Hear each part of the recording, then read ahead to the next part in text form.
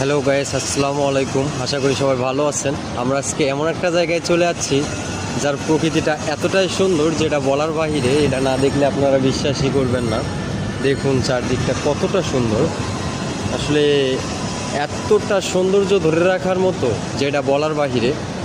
আমি আসলে হুট করে চলে আসছি এই জায়গাটা দেখতে পারতেছেন। এর চারদিকটা এমন মনে হচ্ছে যেন যে কোনো টুরিস্টে এই জায়গায় ঘুরতে আইতে চাইবো, কেননা এত সুন্দর একটা জায়গা, এত সুন্দর একটা এরিয়া। আসলে এটা বলার বাহিরে। আপনাদের সামনে একটা জিনিস দেখাইতেছি, না দেখলে বিশ্বাসই করবেন না।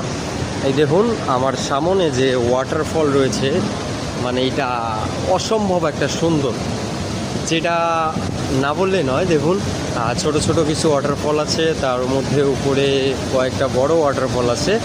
আর এই টি গাছগুলো দেখুন, এই টি গাছগুলো কতটা সুন্দরভাবে রং করা হয়েছে, যেটা মানে দেখার সঙ্গে সঙ্গে ভাই এমন একটা অনুভূতি হয় আমি এটা কোন জায়গায় চলে আইলাম।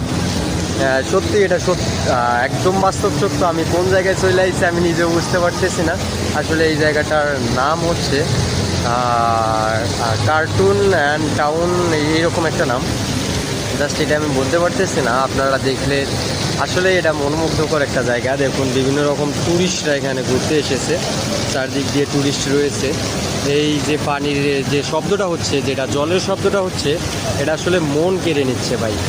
আসলে আপনাদের হয়তো বিশ্বাস করাইতে পারবো না। এইরকম জায়গাতে এলে সত্যি অনেক ভালো লাগে, আসলে মনটা ভালো হয়ে যায়। আপনি যতটাই মন খারাপ নিয়ে থাকুন না কেন, এরকম জায়গায় এলে আপনার অটোমেটিকলি মন ভালো হয়ে যাবে।